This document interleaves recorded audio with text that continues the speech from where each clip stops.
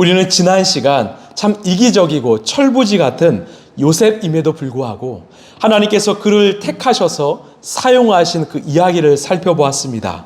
여러분, 요셉은 멀리 있지 않습니다. 바로 우리 자신이 요셉입니다. 우리는 여전히 자기중심적이고 이기적일 때가 많습니다. 내 뜻과 내 계획대로 내 마음대로 살려야 할 때가 많습니다. 그런 우리를 하나님은 개의치 않으시고 택하시고 부르셨다는 것입니다. 여러분, 왜 하나님이 저와 여러분을 부르셨을까요? 우리는 모릅니다. 이것은 불가사의한 하나님의 은총입니다.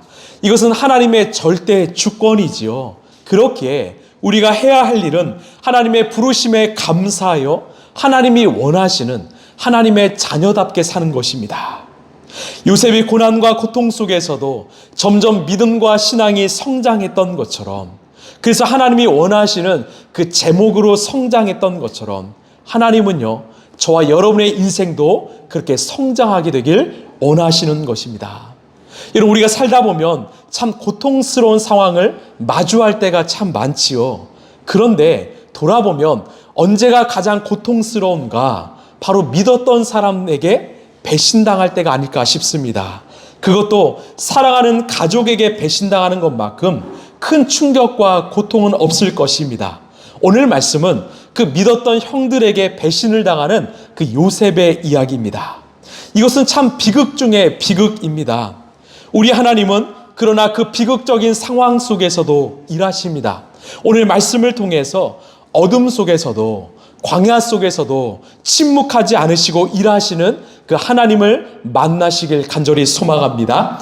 우리 12절 13절입니다. 시작. 그의 형들은 아버지의 양떼를 치려고 세겜 근처로 갔다. 이스라엘이 요셉에게 말하였다. 내가 알고 있듯이 너희 형들이 세겜 근처에서 양을 치지 않느냐. 내가 너를 너희 형들에게 좀 보내야겠다. 요셉이 대답하였다. 다녀오겠습니다. 아멘. 지금 형들은 이 양을 치러 헤브론에서 세겜까지 갔습니다. 이 헤브론에서 세겜까지의 거리는 무려 100km입니다. 즉 형들은 이 아버지의 양떼를 치기 위해서 무려 100km나 떨어진 들판 초원으로 갔던 것입니다. 그곳에서 먹고 자고 마시면서 양들을 치고 있는 거예요. 여러분, 풀을 찾아서 100km나 갔습니다. 참 목자의 삶이 이렇게 대단하지 않습니까? 그런데 지금 요셉만은 어디에 있습니까? 이 아버지 품에 있습니다. 집에 있어요. 형들은 먼 거리까지 가서 고생하면서 양떼를 치고 있는데 요셉만은 화려한 긴 옷을 입으며 아버지 곁에서 쉬고 있는 것입니다. 자, 13절을 보면 이 아버지가 요셉을 형들에게 보내기로 합니다. 자, 왜 보냈을까? 우리 14절입니다. 시작. 이스라엘이 요셉에게 말하였다. 너희 형들이 잘 있는지 양들도 잘 있는지를 가서 살펴보고 나에게 와서 소식을 전해다오. 그의 아버지는 헤브론 골짜기에서 그를 떠나보냈다. 요셉이 세겜에 도착하였다. 아멘. 우리가 지난 시간에 요셉의 역할이 뭐라고 했죠? 노동자가 아니라 감독관이라고 했습니다. 지금 아버지는요, 형들이 잘 있는지 또 아버지의 양들이 잘 있는지 감독하라고 요셉을 보낸 것입니다. 자, 여기서 잘 있는지로 번역된 히브리어는 우리가 잘 아는 샬롬입니다. 평안, 안녕이지요. 즉 아버지 야곱은 형들의 샬롬을 확인하기 위해서 요셉을 보낸 것입니다. 그런데요, 형들은 요셉에게서 평소에 이 샬롬을 느낄 수가 없었습니다. 왜 그럴까요? 바로 그 관계가 깨어져 있기 때문입니다. 여러분, 샬롬은 단순히 말로만 선포되는 것이 아닙니다. 샬롬은요, 관계적인 삶으로 선포되는 것입니다. 만약에 요셉이 형들과 관계가 좋았다면 형들은 요셉을 통해서 그 샬롬을 경험했을 것입니다. 하나님의 위로와 회복을 경험했을 것입니다. 그러나 그렇지 않았기 때문에, 관계가 깨어져 있었기 때문에 오히려 요셉이 오는 순간 샬롬이 깨어진 것입니다. 여러분, 예수님이 이 땅에 오신 이유가 무엇입니까? 우리에게 그 샬롬을 주시기 위해 오셨습니다. 여러분 믿으십니까? 여러분, 이 땅을 살아가는 우리가 작은 예수로서 정말 여러분의 삶을 통해 여러분의 가정과 일터와 교회에 그 샬롬이 회복되길 간절히 소망합니다. 여러분 기억하십시오. 샬롬은 말이 아니라 바로 관계입니다. 자, 요셉이 드디어 형들이 있는 곳까지 물어서 왔습니다. 저 멀리서 요셉을 볼 형들의 반응은 어떠한가? 우리 18, 19절입니다. 시작. 그런데 그의 형들은 멀리서 그를 알아보고서 그를 죽여버리려고 그가 그들에게 가까이 오기 전에 음모를 꾸몄다. 그들은 서로 마주보면서 말하였다. 야, 저기 꿈꾸는 녀석이 온다. 아멘. 자, 우리 이 18, 19절 한번 상상해 볼까요? 지금 형들은 양떼를 치고 있습니다. 그런데 저 멀리서 그 요셉이 걸어오고 있는 거예요. 그 순간 그 형제들은 누가 먼저라고 할 것 없이 뭐라고 말합니까? 우리 저 사람을, 저 동생을 죽이자. 이 음모를 꾸몄습니다. 즉 죽이기로 한 마음이 된 것입니다. 여러분, 야곱의 가정은 어떤 가정입니까? 하나님의 언약이 성취되는 가정이에요. 하나님의 택한 가정입니다. 믿음의 가정입니다. 할아버지 아브라함으로부터 시작된 믿음의 계보가 이어지고 있는 가정이에요. 그런데 그 가정의 형제들의 입에서는 우리가 동생을 죽이자 끔찍한 말이 나오고 있는 것입니다. 여러분, 왜 창세기를 가정기라고 하는지 아시겠지요? 바로 믿음은 가정에서 시작되기 때문입니다. 우리가 아무리 예배당에 와서요 열렬히 하나님을 찬양하고 기도한다고 해도 믿음은요 바로 내가 머문 자리요 우리의 가정에서 시작되는 것입니다. 저는 여러분의 가정이 아름다운 성전이 되길 소망합니다. 그래서 우리 부모들은요 날마다 말씀 앞에서 죽어야 합니다. 말씀으로 우리의 내면과 믿음이 정말 바르게 세워져야 합니다. 그리고 우리의 자녀들에게 하나님을 경외하는 삶을 가르쳐 주어야 합니다. 그때 하나님은 우리의 가정을 바로 세우시고 그 가정을 통해서 역사하실 것입니다. 가정이 중요하다는 거죠. 자, 이제 형제들은 무엇을 꾸미는가? 20절입니다. 시작. 자, 저 녀석을 죽여서 아무 구덩이에나 던져놓고 사나운 들짐승이 잡아먹었다고 하자. 그리고 그 녀석의 꿈이 어떻게 되나 보자. 아멘. 자, 형제들은 일제히 저 녀석을 죽이자고 말합니다. 이 말의 의미는 지금 죽이자라는 거예요. 당장 죽이자는 겁니다. 지금 죽이지 않으면 우리에게 기회가 없다라는 말입니다. 이런 왜 지금이 기회일까요? 이 들판에는 자신들밖에 없다고 생각하기 때문입니다. 이것은 마치 그 아벨을 죽인 가인과 같습니다.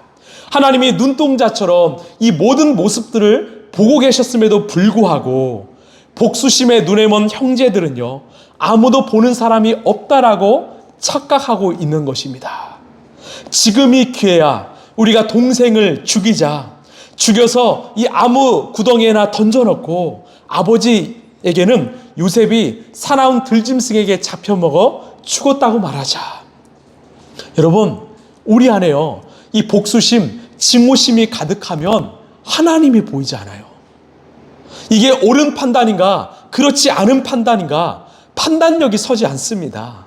혹시 우리 안에 그런 미움과 증오, 누군가를 향한 그런 안타까운 마음이 있습니까? 가득합니까?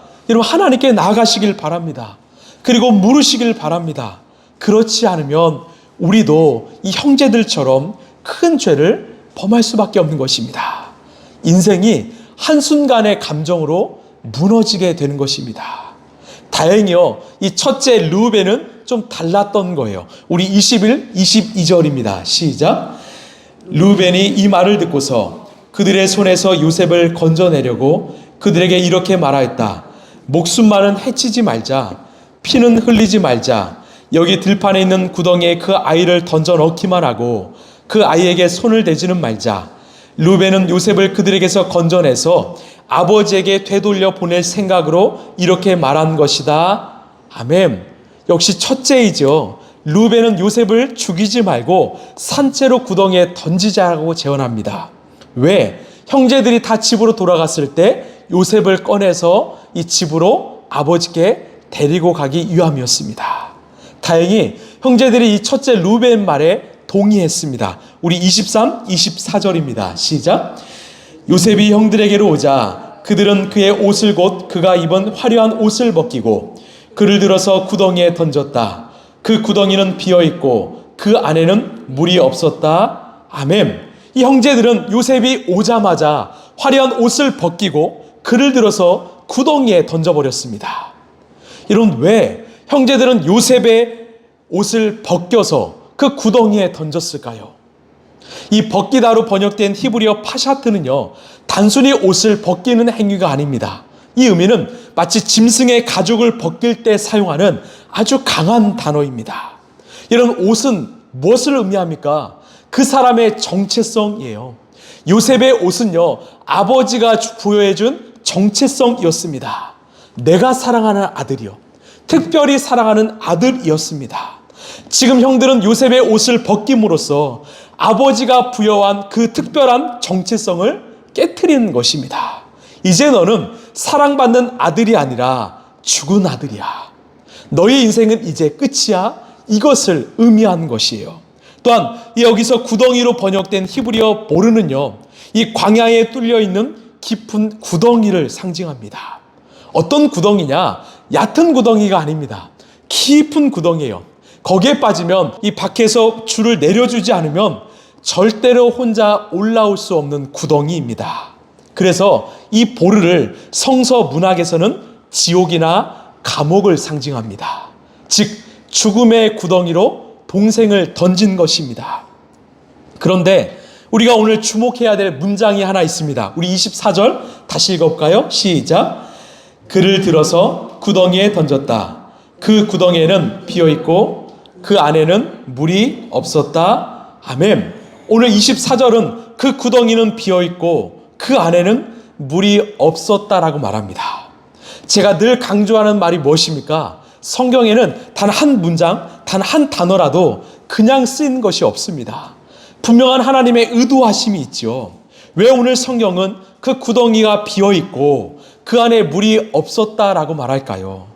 지금 형들은 요셉을 죽이기 위해 깊은 구덩이에 요셉을 던졌습니다. 만약에 그 구덩이에 물이 있었다면 여러분, 요셉은 어떻게 되었을까요? 물에 빠져 죽었을 것입니다. 평소에는 물이 채워져 있는 구덩이에 오늘따라 이 물이 없는 것입니다. 왜요? 우리 하나님이 비우셨기 때문입니다. 모든 것은 하나님의 계획이었습니다. 이런 우리가 믿는 하나님은 누구십니까? 우리보다 앞서 일하시는 하나님이십니다. 여러분 믿으십니까? 여러분, 아브라함과 이삭을 한번 생각해 볼까요? 아브라함이 이삭을 데리고 모리아 산에 올라갔을 때 우리 하나님 어떻게 하셨지요? 앞서 가셔서 어린 양을 준비하셨습니다. 여호와 일의 하나님이시죠. 또 이스라엘 백성들이 광야를 걸을 때 하나님은 구름 기둥과 불 기둥으로 그들보다 앞서 가셔서 그들이 머물 곳을 찾으시고 인도하셨습니다. 그렇습니다. 우리가 믿는 하나님은요, 우리보다 앞서 가시는 하나님이십니다. 우리에게 찾아올 위험과 고난을 앞서 해결하시는 하나님이십니다. 그리고 오늘 이 상황을 통해서 하나님은요, 새로운 길을 내십니다. 여러분 잘 들어보실래요? 지금 요셉이 던져진 구덩이에는 물이 없었습니다. 비어 있었어요. 그럼 그 구덩이에는 무엇으로 채워져 있었을까요? 바로 하나님의 역사로 채워져 있었습니다. 왜 요셉의 인생에 이 구덩이, 즉 고난이 중요할까? 요셉이 인생의 구덩이에 빠지면서 비로소 요셉은 자기 자신을 의지하지 않았고요, 자신을 편애하는 아버지를 의지하지 않았고 자신의 인생의 주인 되시는 하나님을 의지하게 된 것입니다. 하나님께 자신의 인생을 의탁하게 된 것입니다. 요셉은 집에서는 모든 것을 다 할 수 있었습니다. 그러나 이 깊은 구덩이에서는 아무것도 할 수 없었습니다. 이제는 하나님밖에 의지할 분이 없는 것입니다. 지금 요셉이 빠진 인생 구덩이야말로 이기적이고 미성숙했던 요셉의 인생을 하나님의 역사의 도구로 바꾸는 전환의 구덩이였던 것입니다. 하나님은 요셉이 구덩이에 빠짐과 동시에 요셉을 위해서 새로운 일을 준비하셨습니다. 한 무리가 왔지요. 이집트로 가는 노예 상인이었습니다. 이 상인은 요셉을 데리고 가서 팔았는데 이집트의 많고 많은 사람들 가운데 하필 누구에게 팔았지요? 경호대장 보디발에게 팔았습니다. 여러분, 보디발 장군의 집은 어떤 집이었습니까? 그 집 안에는 왕의 죄수, 즉 국사범을 가두는 감옥이 있는 집이었습니다. 일반 저택이 아니라 감옥이 딸린 이 관사였던 거지요. 그 집에서 보디발 장군은 요셉에게 가정살림 전체를 맡기는 총무의 역할을 부여합니다. 이 요셉이 총무를 하면서 무엇을 훈련받았습니까? 먼저는 재무훈련을 받았습니다. 만약에 요셉이 아버지 곁에서 가나안 땅에만 살았다면 요셉은요, 이 양들을 세는 셈법 외에는 공부할 필요가 없었을 것입니다. 그러나 감옥에 딸려있는 큰 관사에서 이 거대한 살림은 이 감당하면서 요셉은 재무훈련을 철저하게 받았던 것입니다. 그런데 요셉은 보디발 장군 아내의 모함을 받았지요. 그래서 이 보디발 장군은 요셉을 국사범 감옥에 가두었습니다. 그 감옥에서 간수장의 눈에 들어서 요셉은 감옥에 있는 모든 죄수들을 관리하기 시작했습니다. 즉 인사 관리를 배운 것이죠. 자, 요셉은 재무 관리와 인사 관리를 배웠습니다. 돈을 어떻게 관리하는가, 사람을 어떻게 관리하는가, 이것은 지도자의 역량입니다. 요셉은 무려 13년 동안 재무 관리와 인사 관리를 배웠습니다. 여러분, 요셉이 그냥 운이 좋아서 국무총리가 된 거 아닙니다. 왕의 꿈을 잘 해몽해 주어서 국무총리가 된 거 아닙니다. 당시 이집트 전역에서 요셉처럼 그 나라를 경영할 수 있는 사람, 재무관리와 인사관리를 13년 동안 집중적으로 훈련받은 사람은 바로 요셉 한 사람밖에 없었던 거예요. 여러분, 누구에 의해서 이 요셉이 그렇게 되었습니까? 바로 하나님에 의해서예요. 언제부터요? 바로 요셉이 물이 없는 구덩이에 던져졌을 때부터입니다. 이 구덩이가 그래서 중요한 거예요. 이 구덩이는 바로 요셉 인생의 터닝 포인트가 된 것입니다. 말씀을 좀 마무리하겠습니다. 혹시 여러분 삶 가운데 인생의 구덩이에 빠져 계신 분 계십니까? 혹시 그 구덩이 안에서 앞날을 알지 못해서 괴로움과 고통 가운데 또 두려움 가운데 살아가시는 분 계십니까? 여러분, 걱정하지 마십시오. 그 구덩이는 죽음의 구덩이가 아니라 우리를 새롭게 하시려는 하나님의 구덩이입니다. 여러분, 믿으십니까? 하나님께서 저와 여러분의 인생을 이 시대가 필요한 요셉으로, 하나님의 도구로 친히 세워가실 것입니다. 여러분, 믿으시길 바랍니다.